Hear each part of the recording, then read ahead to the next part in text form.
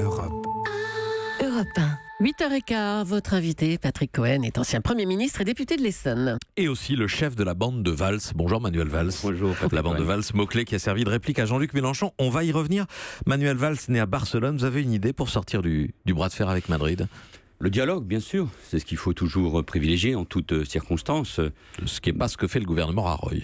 Je ne crois pas. Je pense qu'on est dans un moment très particulier. Vous savez, bien sûr, je m'exprime parce que je suis né à Barcelone, parce que je suis fils de Catalan, parce que je connais bien l'Espagne et la Catalogne. Mais au fond, devant vous, je veux d'abord m'exprimer comme responsable français et européen.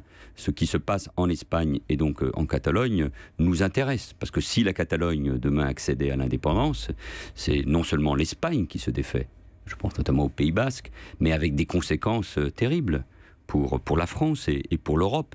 L'Europe, c'est une fédération d'États-nations, c'est pas une fédération de régions, de nationalisme. Et puis, il faut toujours avoir l'histoire en tête. Ce qu'on ressent en Espagne comme en Catalogne aujourd'hui, je le sais en parlant avec ma famille, c'est la division. On se rejette, on utilise des mots à l'égard des uns et des autres, mais qui rappellent des temps qui ont conduit à des guerres civiles. Quel est le ressort justement, quel est le ressort du séparatisme catalan? Qu'est-ce qui fait qu'une région qui a son identité, son autonomie, mais qui n'est pas opprimée par le pouvoir central, revendique son... Et vous avez raison, il faut étudier ce ressort et qui m'étonne. La Catalogne a des autonomies les plus approfondies de toute l'Europe. La constitution espagnole, celle de 1978, est l'une des plus démocratiques de notre continent.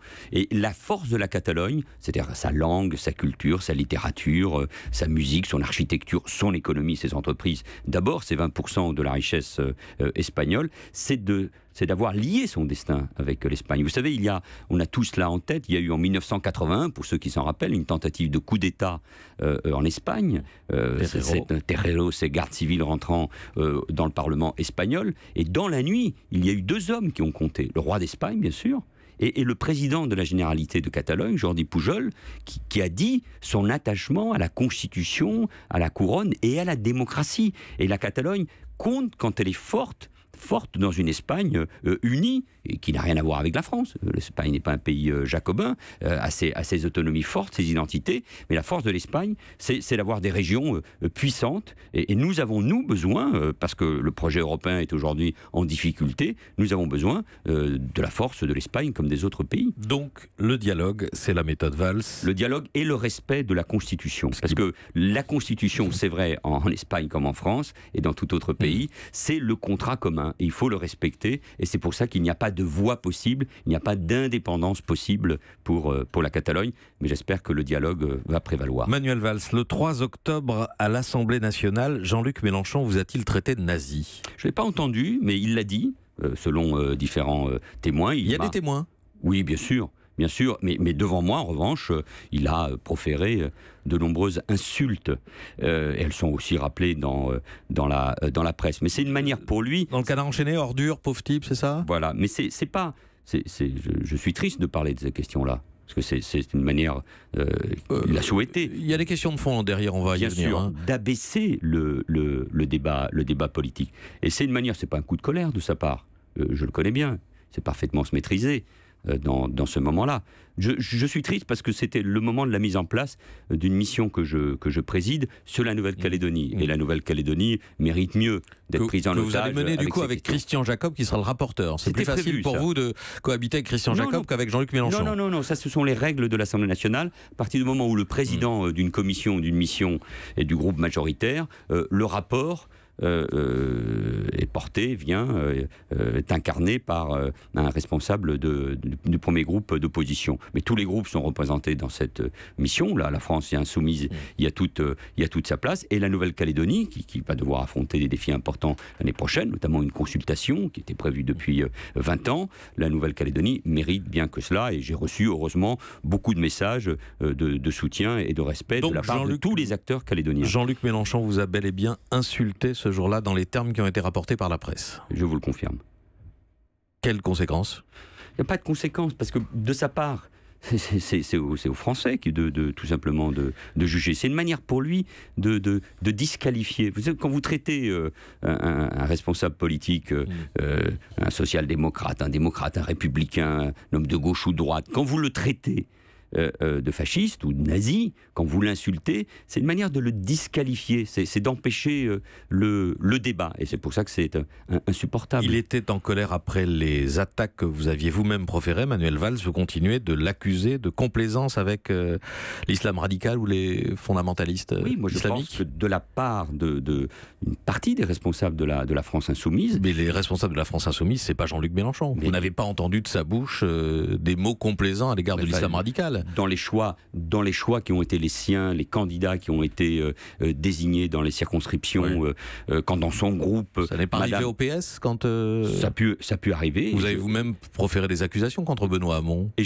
pendant la campagne présidentielle. Et je l'ai dénoncé. Pourquoi ? Parce que je pense qu'il y a une partie de la gauche qui est soit complaisante, soit qui n'a pas pris conscience de ce qu'est la réalité dans un certain nombre de nos territoires. Et ça existe au sein de la France Insoumise. Mais je pense que c'est théorisé aujourd'hui au sein de la France Insoumise. Théorisé ? Oui, parce que quand vous, notamment sur les questions de sécurité et de lutte contre le terrorisme, votre oratrice principale pour expliquer la position de la France Insoumise, c'est la députée, c'est Madame Obono, dont on connaît aujourd'hui les prises de position, les textes, le texte qu'elle a écrit après les attentats de janvier 2015, après la grande manifestation du 11 janvier, quand elle dit qu'elle a plutôt pleuré pour Dieudonné et pas pour les victimes de Charlie, il y a là une vraie parle de censure à l'égard de Dieudonné, pour être précis dans les termes de son blog. Oui, donc à l'égard de la censure à l'égard de quelqu'un qui a été condamné pour des propos racistes et antisémites. C'est pas une censure d'un spectacle, c'est la censure de mots antisémites, et ce combat, je l'ai mené, et il m'a coûté cher, Patrick Cohen, il m'a coûté cher, y compris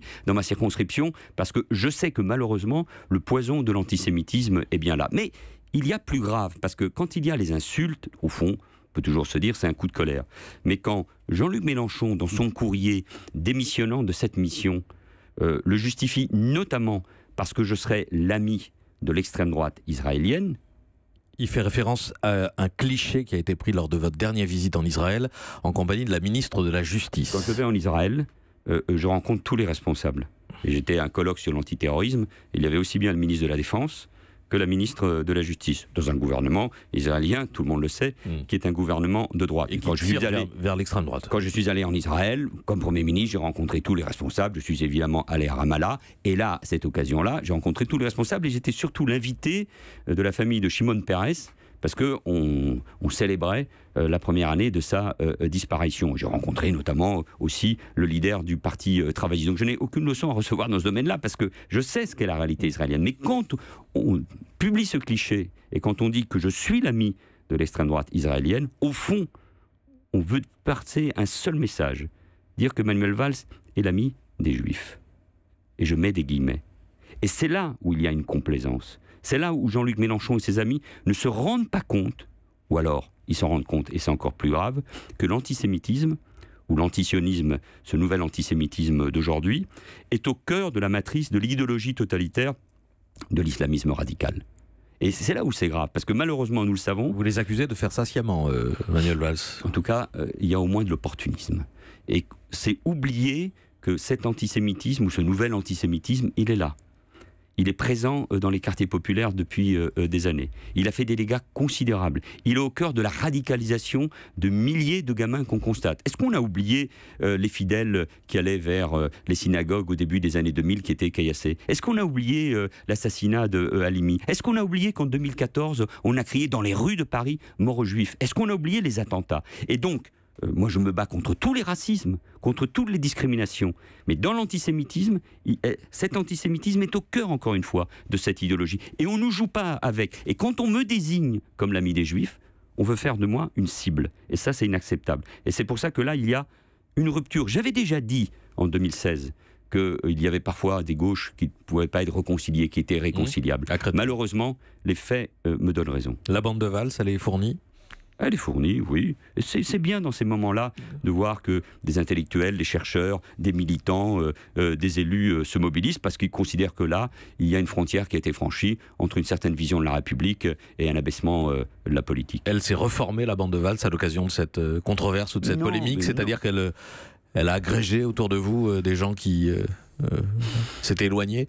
Mais vous savez, le parcours d'un responsable politique, il est fait à la fois d'une forme de solitude, et c'est normal, quand on aime son pays, quand on a une vision, quand on a un destin quand on pense que la France a un destin et que soi-même on peut incarner quelque chose, en tout cas une république forte et intransigeante.